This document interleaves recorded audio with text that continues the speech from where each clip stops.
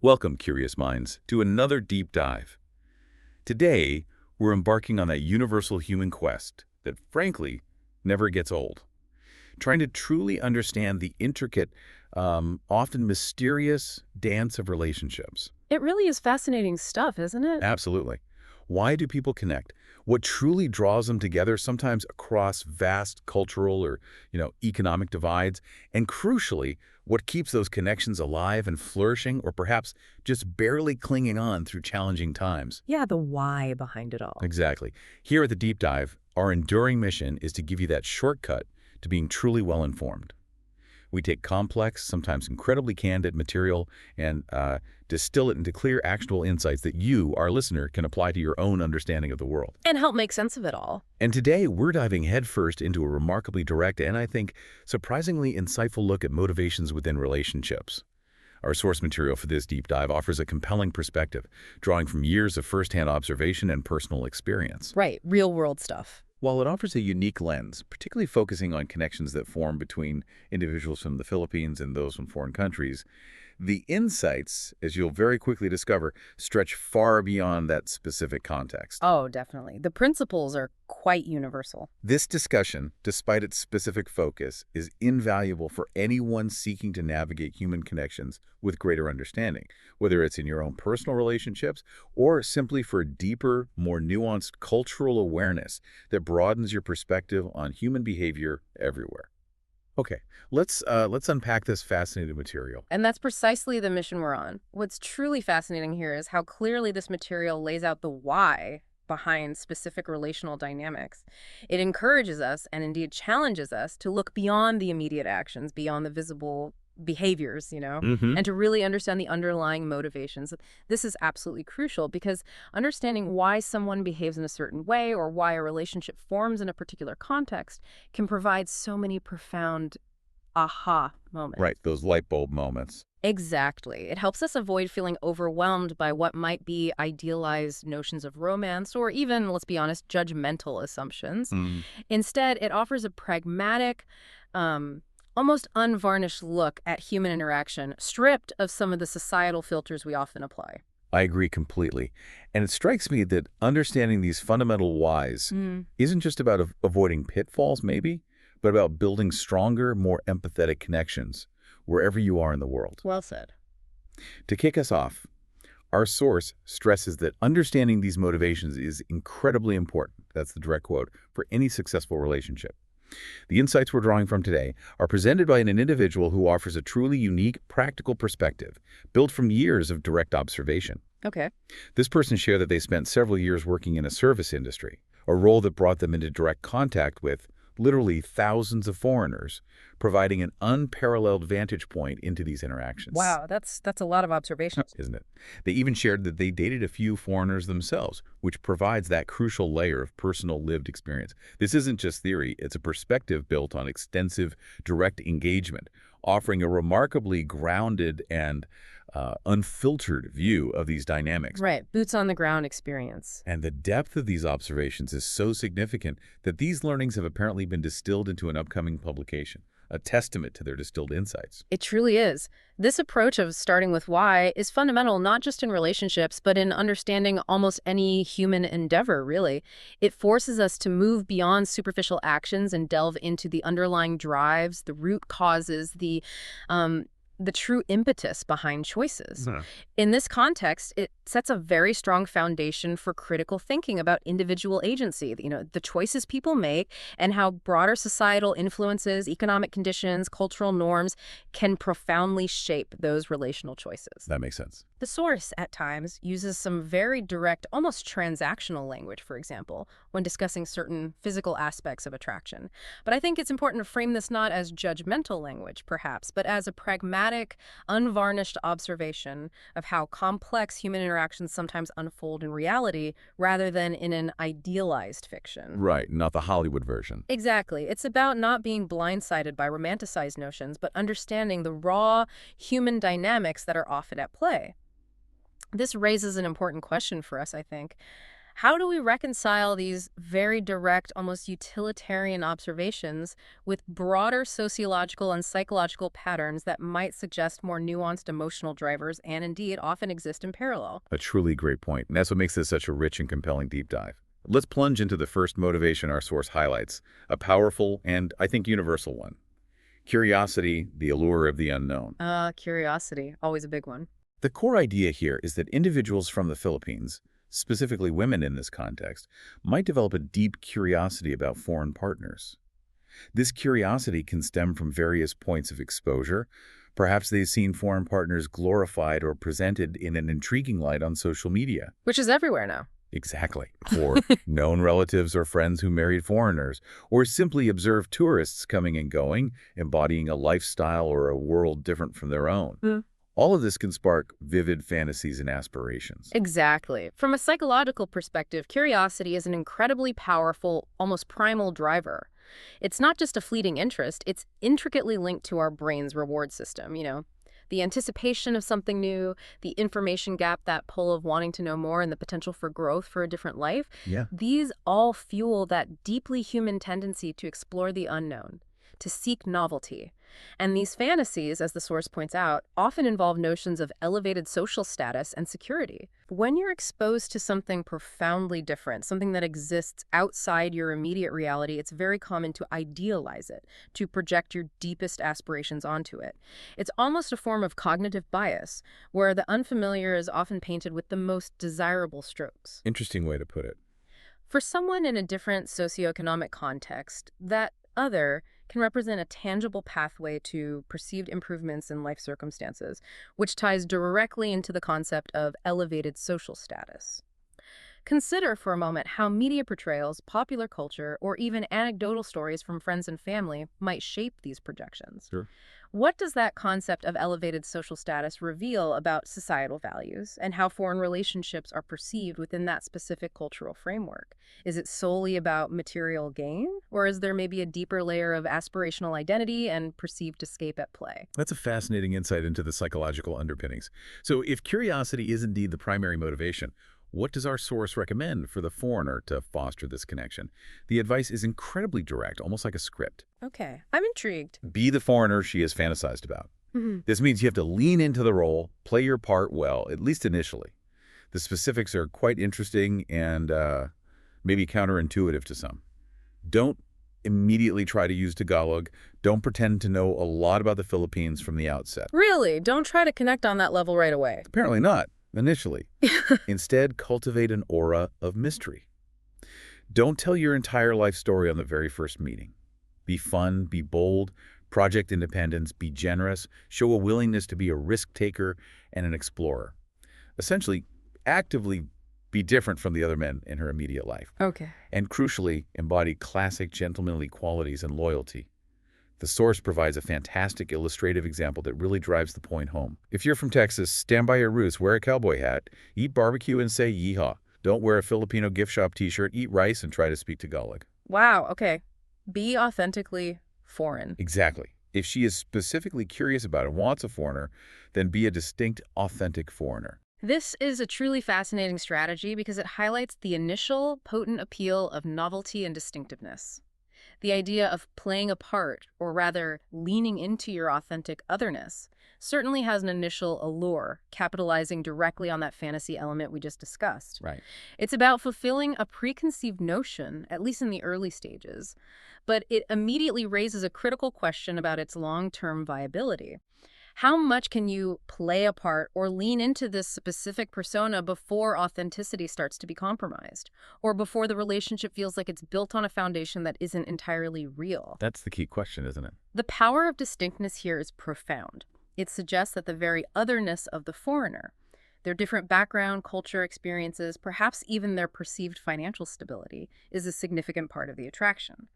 What does it truly mean to be different in this context? It's about providing an experience and a persona that isn't readily available in her immediate environment, which definitely taps into that novelty sought by curiosity. But, as with all initial sparks, all exciting newness, there's an inherent challenge that our source wisely points out.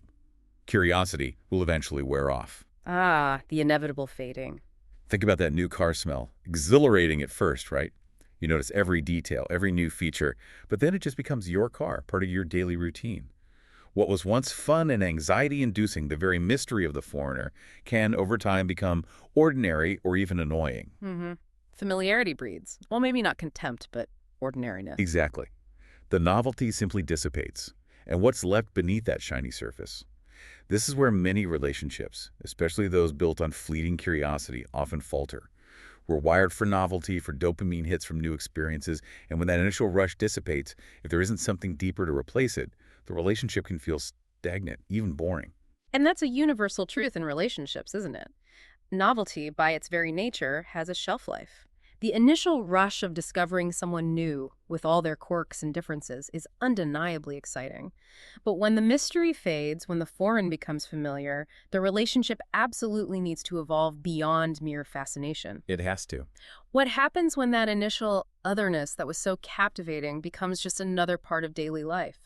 The foundation needs to shift from curiosity to something far more substantial, something that can withstand the test of familiarity and routine. If it doesn't, that feeling of ordinary or annoying can quickly set in. Exactly. So how does one navigate this tricky transition? Our source offers a multifaceted approach for overcoming this challenge. First, you need to find a way to maintain somewhat mysterious status, not by being deceptive, maybe, but by peeling back layers gradually, allowing for ongoing discovery rather than an immediate reveal of everything. Keep some cards close to your chest, so to speak. Sort of. Second, and this is a key strategic pivot, make conscious efforts to adopt Filipino culture and traditions later in the relationship. This demonstrates respect, a genuine interest in her world, and a willingness to integrate, but only after the initial curiosity phase has served its purpose. It's a sign of deeper investment.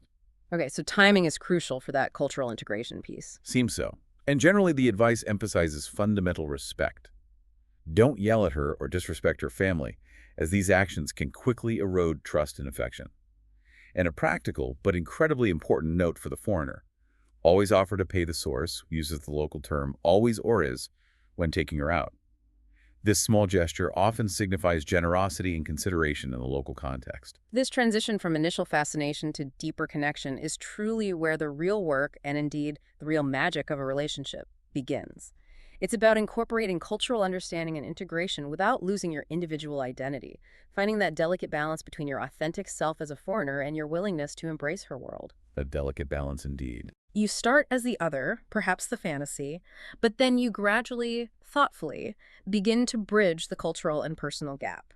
That subtle but significant shift from "don't use Tagalog" to make efforts to adopt Filipino culture is a really important pivot. It signifies a willingness to evolve the relationship, to move from a surface-level attraction to something far more substantive and enduring. Right. It fosters genuine connection as the initial novelty inevitably subsides. So what does this all mean for building a truly authentic relationship beyond the initial spark? It means recognizing that the relationship needs to mature and deepen, fostering genuine connection and shared reality as the initial mystique eventually fades. That's a perfect segue into our second core motivation, one that speaks to a universal human yearning for more. Boredom, the quest for experience. The escape from monotony. Our source suggests that many individuals in the Philippines live a very simple, often highly routine life, dictated by economic realities. Imagine, for instance, graduating high school and starting work right away to contribute to the family income, or a college graduate making just, say, $8 a day, barely enough to cover basic needs. That's incredibly tough. For many, their life might be stuck in a mundane, almost unvarying routine. Wake up, take 3 Jeep rides to work, work for 10 hours, then go home and eat rice. The source succinctly puts it, basically her life is boring. This isn't a judgment, mind you, but an observation of circumstance. Understood. She yearns for experiences, for novelty, for moments of joy and escapism, to drink and sing karaoke, go to movies, eat out at a restaurant, go to the beach, explore the beauty of the Philippines, dreaming of places like Boracay and Palawan that feel a world away from her daily grind. This highlights a profound aspect of human nature that transcends geographical boundaries. Economic realities and prevailing social environments can severely restrict opportunities for leisure, exploration, and self-enrichment. When daily life is primarily about survival, about making ends meet and adhering to a strict routine, well, the desire for escapism and new experiences becomes incredibly potent, almost a driving force. You can see why. It's not just about superficial desires or frivolous entertainment. It taps into fundamental human needs for enrichment, for joy, for a break from the monotonous, and for the simple pleasure of discovering new things and places. The dream of more, of a life with more color, more experiences, more freedom, is amplified dramatically when daily routines are mundane and restrictive. Yeah. If we connect this to the bigger picture, this speaks to a universal human desire for enrichment, for a life that offers more than just the bare necessities. It's a desire for quality of life, for moments of joy, and for the fundamental human right to novelty and exploration. So if boredom and the quest for experience are the primary drivers for a Filipina, what's the recommended approach for the foreigner who wants to build a connection? Our source's advice is remarkably simple, yet powerful.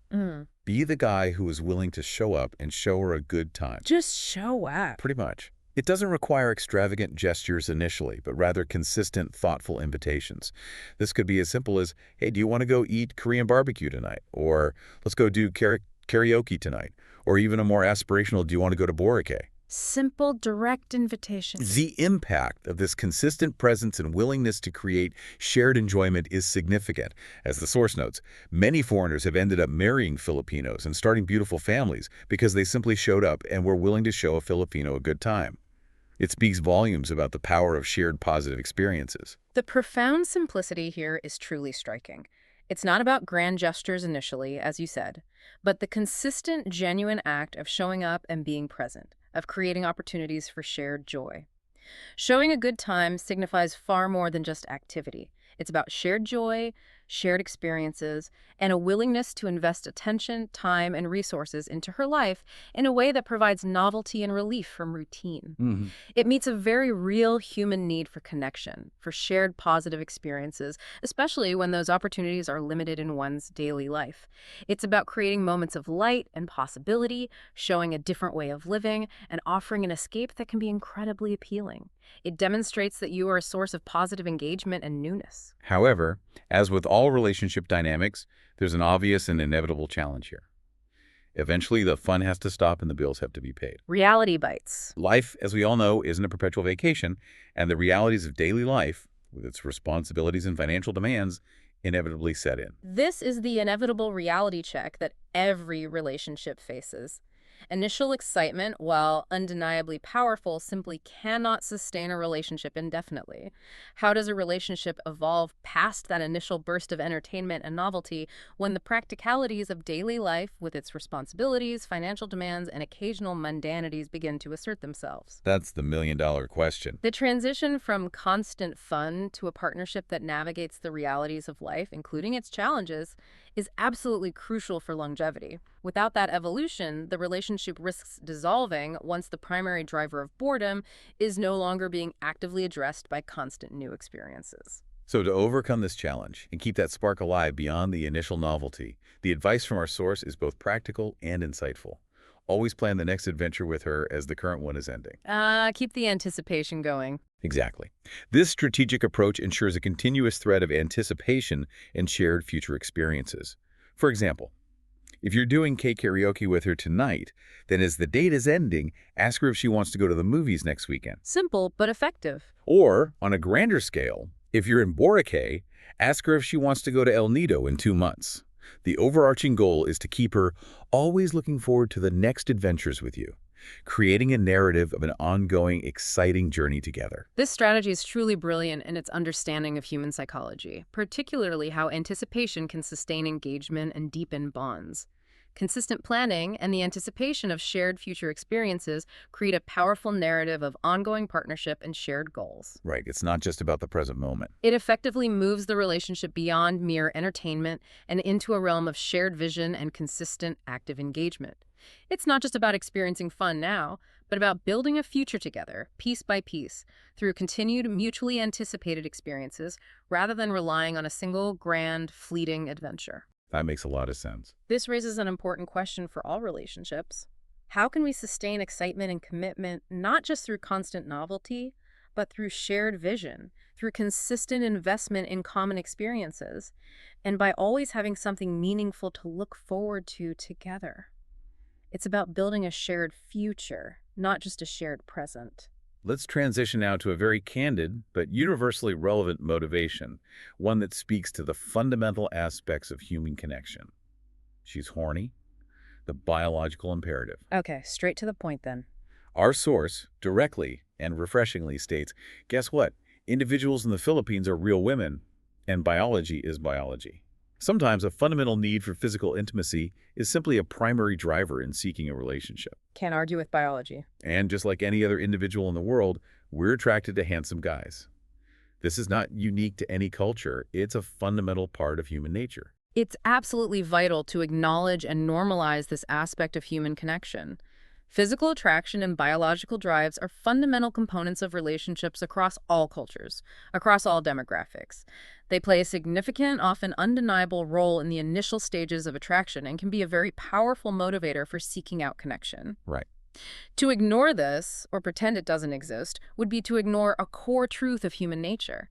This is simply a foundational element of how we are wired, and it's important to discuss it openly and pragmatically, as the source does, without judgment or moralizing. So for the foreigner, if this is indeed the primary motivation, the source advises that physical appearance still matters. It's not everything, obviously, but it's a factor. The advice suggests that being tall, fit, young, or handsome can be advantageous. Well, that's often true anywhere. And crucially, pragmatically, simply being in her general proximity increases opportunity. More practically speaking, the source advises taking basic steps like take a shower and use plenty of cologne, emphasizing basic hygiene and pleasant presentation. Good advice for anyone, really. True. And for the foreigner, it's about learning to read the subtle signals. If a Filipina is replying to their messages right away, that's often a strong hint of interest and availability. This speaks to the directness of these physical cues and the primal importance of basic hygiene and presentation in making oneself appealing to another human being. While it might seem overly simplistic, these foundational elements are often the first points of connection or repulsion in human interaction. They create an initial openness, a willingness to engage. Makes sense. Beyond that, the emphasis on general proximity is a reminder that opportunity often arises from sheer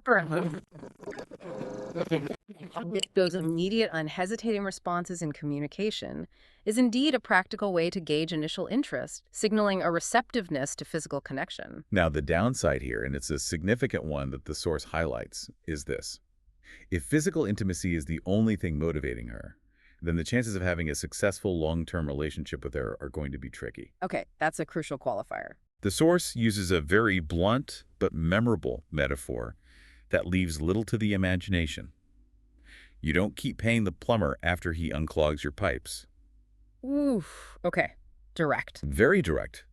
Once that specific need is met, the source warns there's a good chance she'll simply find a different plumber the next time her pipes need cleaning. So purely transactional in that case. That's the implication. And there's a strong practical warning specifically for online dating. If you're chatting with a Filipina online but don't have immediate plans to be physically in the Philippines soon, it's safe to assume that someone else is taking care of her needs. Right. Proximity matters for that specific motivation. Therefore, the source concludes, using dating sites when you're not in the Philippines. It's tricky. This highlights a critical distinction that all listeners should be aware of. The difference between relationships built primarily on physical attraction versus those with deeper, more multifaceted foundations. While initial attraction can indeed be purely biological and compelling, for a relationship to move beyond a short-term, purely transactional dynamic, it absolutely requires more. Incredibly. It needs shared values, emotional connection, mutual investment beyond just physical gratification.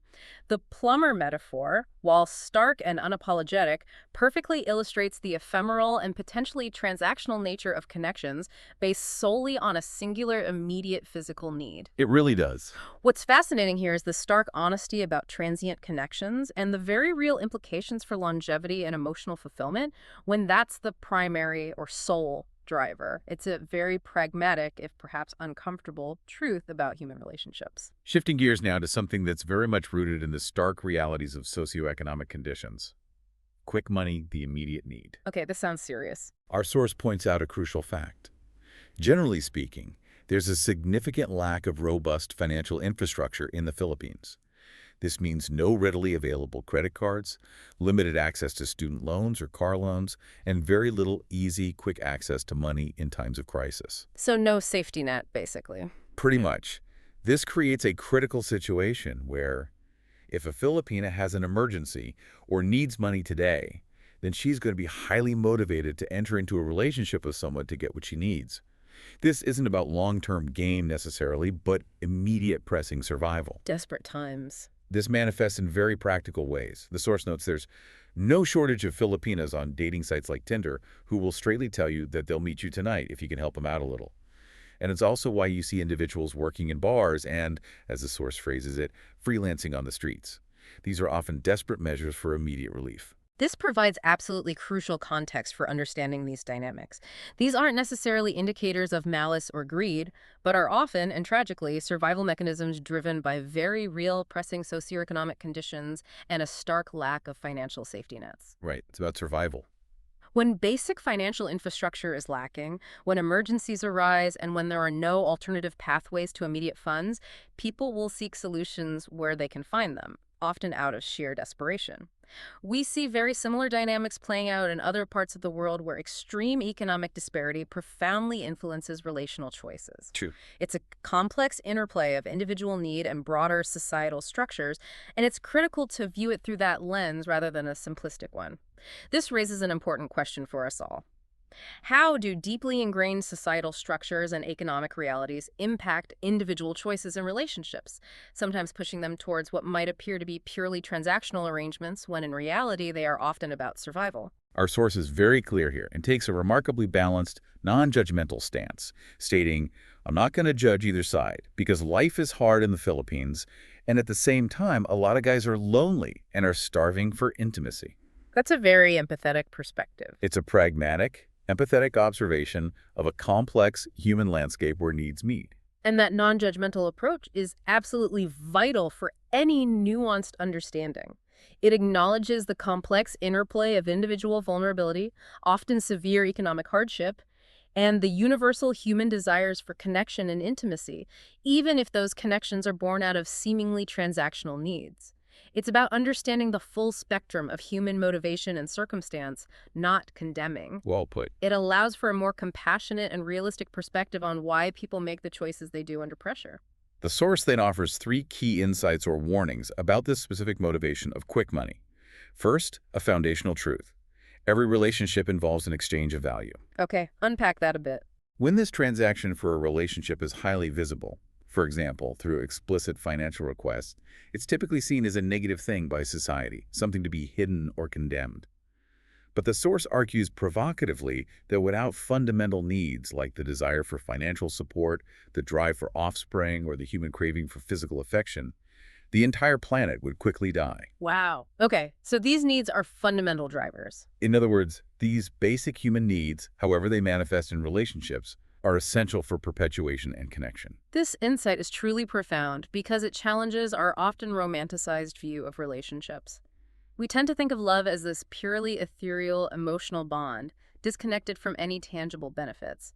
But the source asserts that at their core, all relationships, even the most passionate and idealized ones, involve an exchange of value. Even if we don't like to admit it sometimes. Exactly. This isn't just about money, although that's certainly one form. It could be emotional support, companionship, intellectual stimulation, shared experiences, domestic labor, social status, or, yes, practical assistance. The discomfort often arises when that exchange is highly visible or overtly financial, particularly in cultures where such explicit exchanges are less common or are culturally frowned upon in romantic contexts. Right. But if you consider historical marriage vows or even modern partnerships, there's always an implicit or explicit exchange of roles, support, and commitment.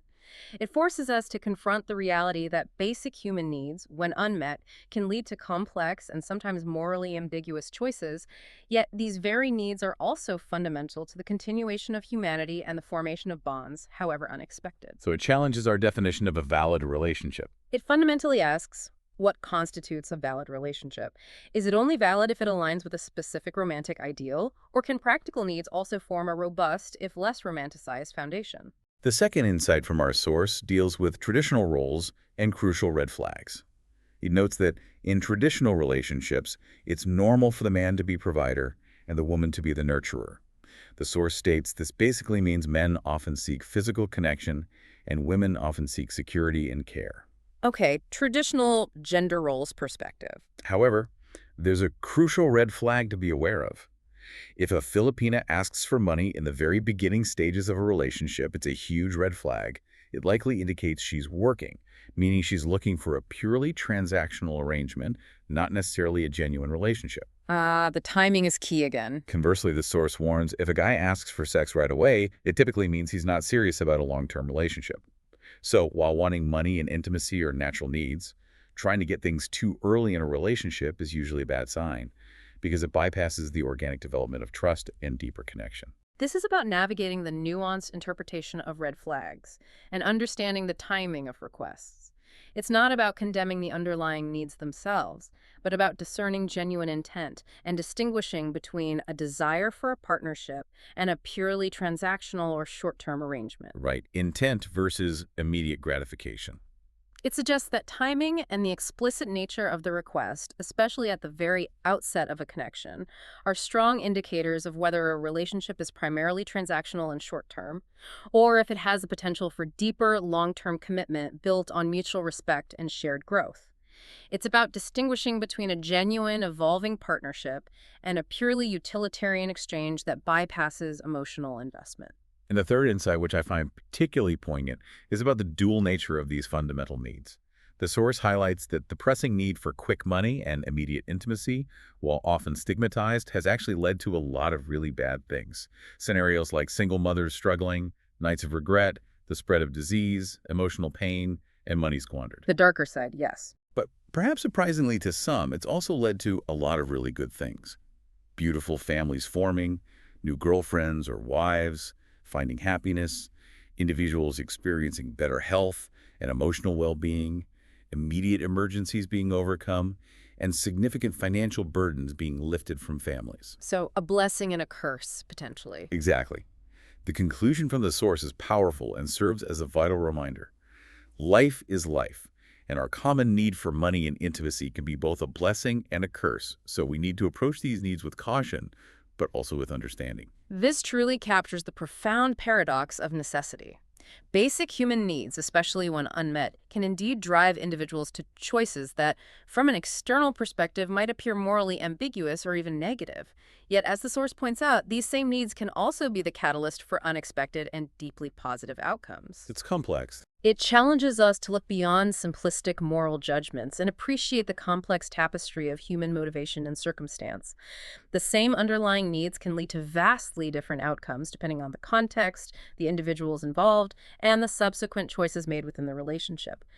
If we connect this to the bigger picture, this challenges our assumptions about what constitutes a valid or pure relationship, recognizing the multifaceted realities of human connection that often blend practicalities with emotional desires.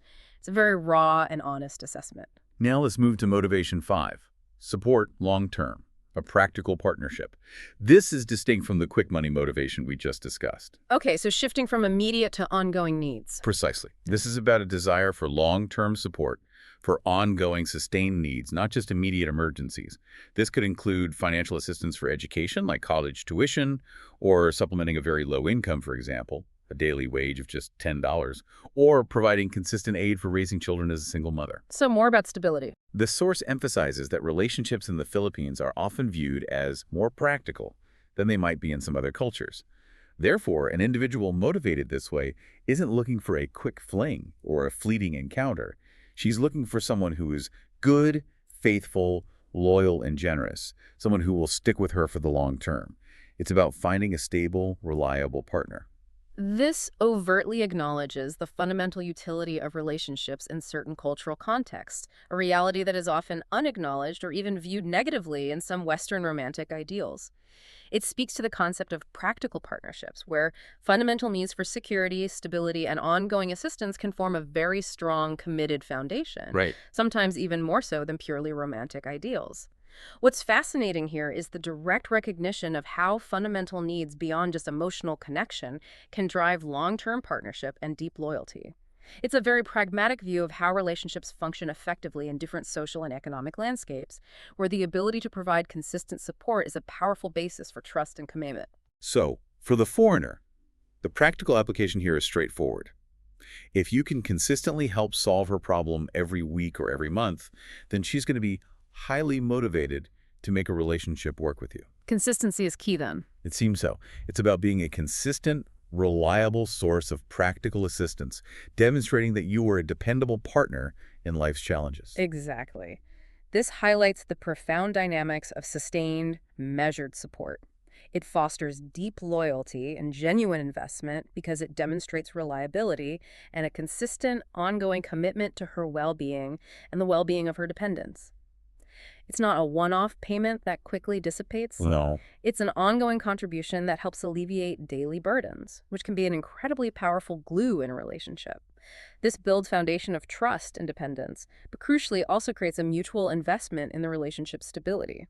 Our source gives crucial pointers for the foreigner here, lessons learned from observation and experience. First, and this is a big one, don't be a target. Okay, how so? The source notes, it's free to ask, so don't make yourself a target by being too nice to her too quickly.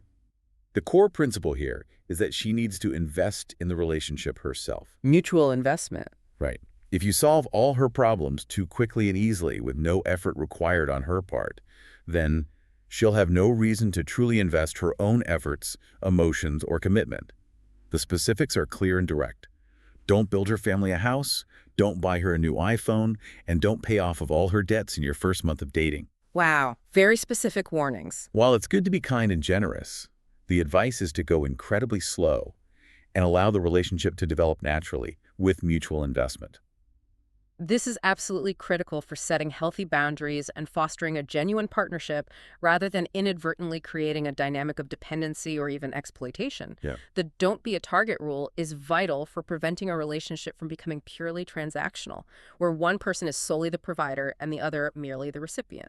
Makes sense. By requiring her to also invest, whether that's emotional investment, time, effort, or demonstrating loyalty, it encourages mutual effort and shared ownership of the relationship's success.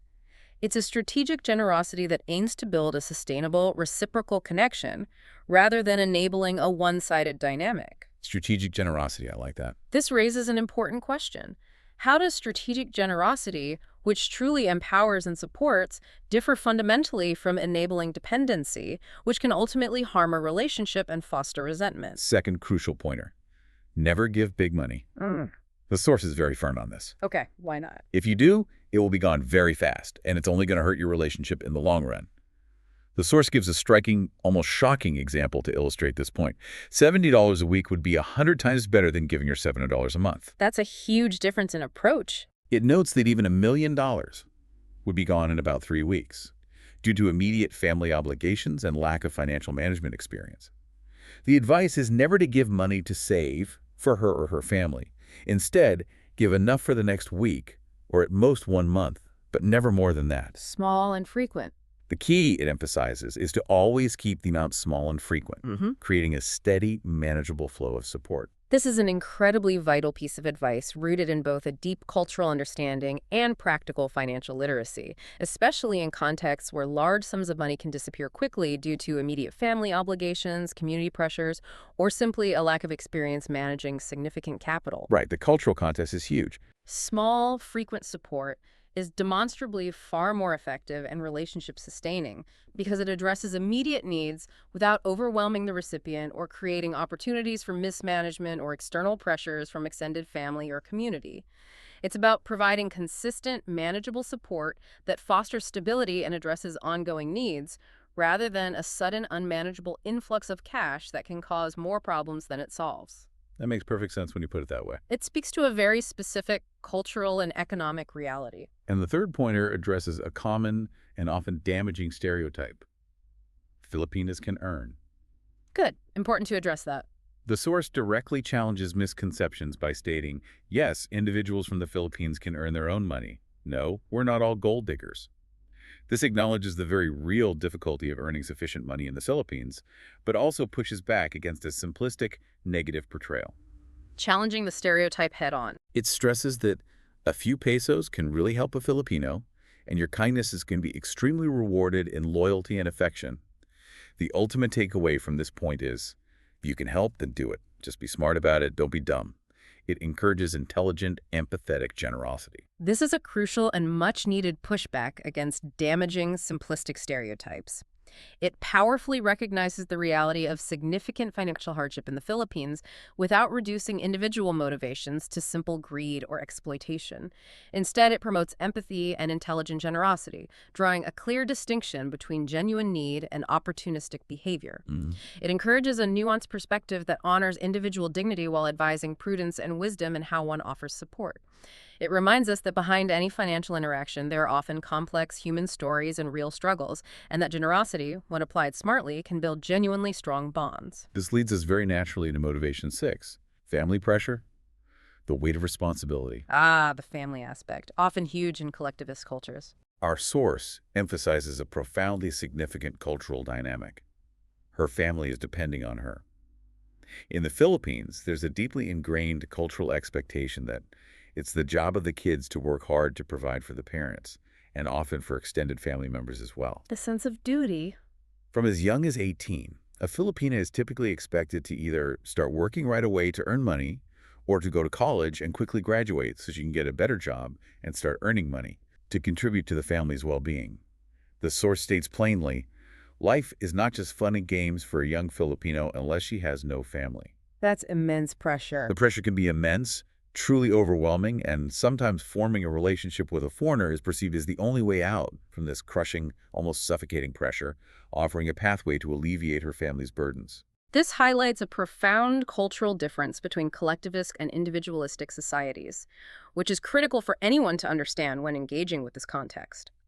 In Filipino culture, strong familial bonds and the concept of reciprocal duty across generations are deeply ingrained and profoundly influential. Right. Children are often seen as a long-term investment, and providing for parents and extended family is a deeply held obligation, a matter of honor and love, not merely choice.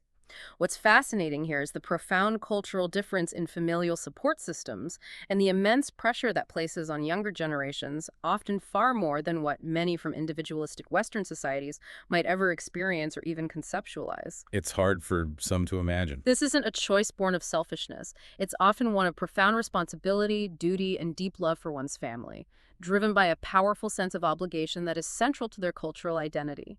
The implication for the foreigner entering such a relationship is therefore clear and unavoidable, as the source states. Loving her means loving her family. You're marrying the family, in a sense. You are not just entering a relationship with an individual, but with a family unit. Indeed. This adds a layer of complexity that is often unexpected for those from more individualistic cultures, where the concept of us often refers to just two people. Here, us often extends to an entire familial network. Navigating these extended family dynamics requires immense understanding, patience, and a genuine willingness to engage with a broader familial unit, not just the individual partner. That's a whole package deal. It's an integral, unavoidable part of the relationship, and how one manages these interactions can make or break the bond. It speaks to the idea that relationships are embedded within broader social structures. So, given this deeply ingrained family dynamic, what's the advice for the foreigner regarding supporting the family? Our source outlines a very strategic, balanced approach. First, you should absolutely not be the good guy who quickly turns into a walking ATM for her family. The target issue again. Exactly. Don't build them a house and don't hand out cash when you see them. This approach, while seemingly generous, will only make you an endless target for requests, creating unsustainable expectations.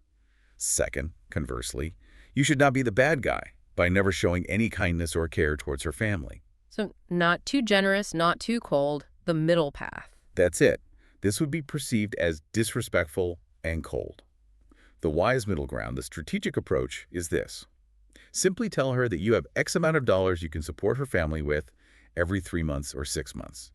This could be a modest $100, a more substantial $1,000, or perhaps even just $20, depending on your capacity. A set, predictable amount. And crucially, tell her it's up to her who in her family receives the money. This is an incredibly astute and empathetic approach. It manages expectations effectively, sets clear and sustainable boundaries, and most importantly, empowers the Filipina to manage her complex family dynamics herself, rather than the foreigner becoming an unregulated and overwhelmed financial resource. It's her in control. By giving her control over the distribution of the agreed upon amount, it deeply respects her agency and her cultural role within her family, while also ensuring the support is consistent, predictable, and within defined limits.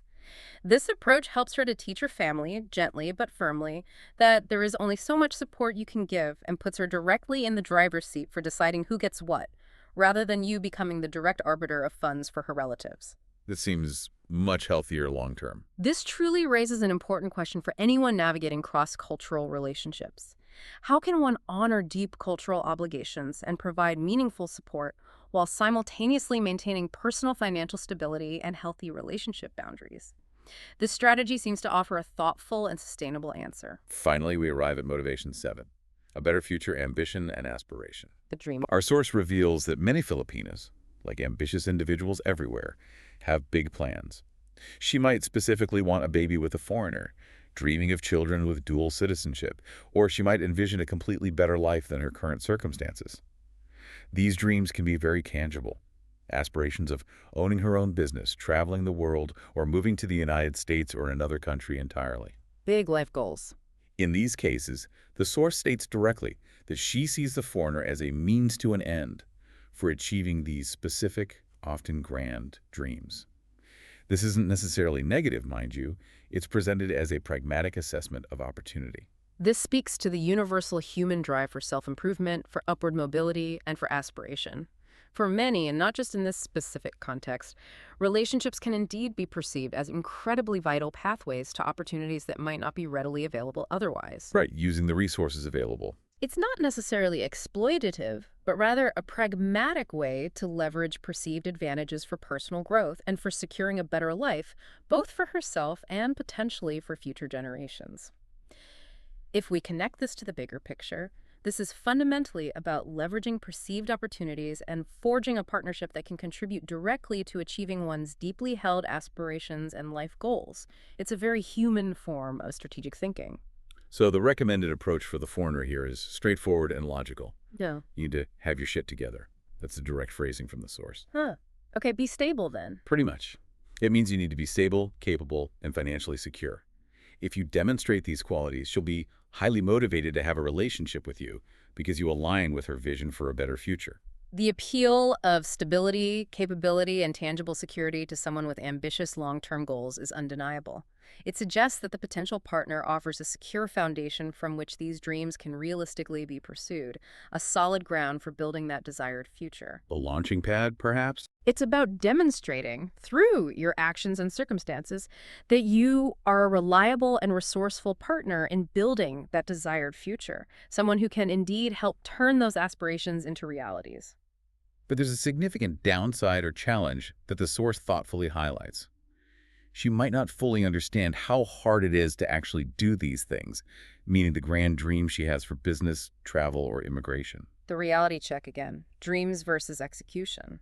And if she views you purely as a means to an end, without a deeper mutual connection, then the relationship might not end well for you, leading to resentment or feelings of being used. This points directly to the potential for disillusionment when grand dreams, often fueled by aspiration, meet challenging realities. There needs to be a shared, realistic understanding of the difficulties involved in achieving these aspirations, whether it's navigating complex immigration laws, building a business from the ground up, or simply adapting to a new culture and its challenges. It takes work, a lot of work. If one partner views the other solely as a vehicle for their dreams, without fully recognizing the effort, the compromises, and the potential setbacks involved, it can lead to deep resentment, feelings of exploitation, and ultimately a breakdown of the relationship. It's about bridging the gap between aspiration and practical execution.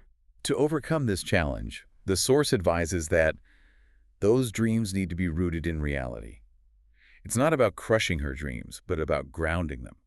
And crucially, it advises, make her work for those goals and dreams. Shared effort, shared struggle. The more she invested in building a future together with you, the more she actively participates in the journey, the better chance of success your relationship will have. There's also a pragmatic warning about quick actions. Of course, you can roll the dice and apply for a fiancé visa right away, and you can put a bun in her oven your first month of dating, and it might work and it might not. High risk, potentially high reward. Or not. The source concludes this section with a pragmatic, almost fatalistic observation. Women are a roll of the dice. It acknowledges the inherent uncertainty despite any planning. This emphasizes the critical importance of mutual investment in shared dreams. Shared goals, particularly ambitious ones, absolutely require shared effort, realistic planning, and a deep understanding of the work involved to avoid potential resentment or the feeling of being used. It strongly warns against treating a relationship as a simple, guaranteed transaction for a visa or offspring, Right. stressing that genuine partnership demands active, realistic participation and significant investment from both sides. And the frank acknowledgement that relationships, despite all the best intentions and meticulous planning, are ultimately a roll of the dice, truly highlights the inherent uncertainty and risk involved in all emotional bonds, even when practical goals are involved. It's a very honest assessment of human connections. The source ends this section with a final, rather philosophical and poignant reflection. If it doesn't end well, if the relationship ultimately doesn't achieve those grand dreams or long-term partnership, remember that you signed up for this mission and don't be sad it's over, be happy that it happened. That's a truly powerful and resilient perspective. It's a call for perspective and acceptance. Echoing a broader wisdom about life's experiences. It encourages accepting outcomes with grace, finding value and lessons learned in the experience regardless of the ultimate end result, and cultivating a mindset of gratitude for the journey itself. It's about recognizing the personal growth and insights gained, even from connections that don't last forever, Yeah. and approaching life with an open heart that embraces both success and disappointment as part of the human experience. So what does this all mean for you, our listener? We've just navigated a truly fascinating and incredibly candid landscape of motivations that drive relationships, particularly from the direct perspective offered in our source material.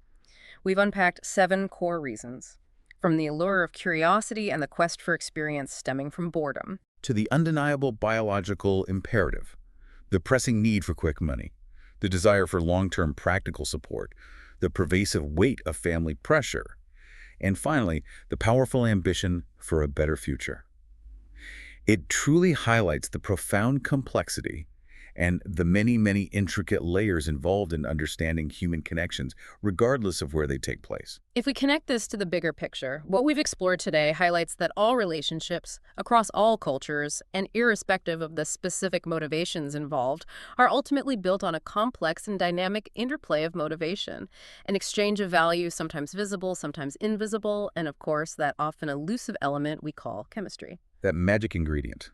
Our source concludes with a powerful, almost poetic thought that ties this all together beautifully. You can love someone without being in a relationship with them, and you can be in a relationship with someone without loving them. But when you can align both of these things together when you love someone and are also in a committed relationship with them, that's where the magic truly happens. That's beautifully put. So as you go about your week, we encourage you to reflect on your own relationships, those with your closest connections, and those around you through this new, candid lens. How might understanding these specific motivations, even in different cultural contexts, help us better navigate and more deeply appreciate the why behind the connections we form and observe? Good question to ponder. What kind of exchange of value are you seeking or perhaps providing in your own significant relationships? And how visible or acknowledged is it? Consider how your own motivations, perhaps unspoken, influence your deepest connections. We hope this deep dive has given you plenty to mull over and perhaps even a fresh, more pragmatic and deeply empathetic perspective on the beautiful and often intricate world of human connection. Keep learning, keep exploring, and most importantly, keep asking why.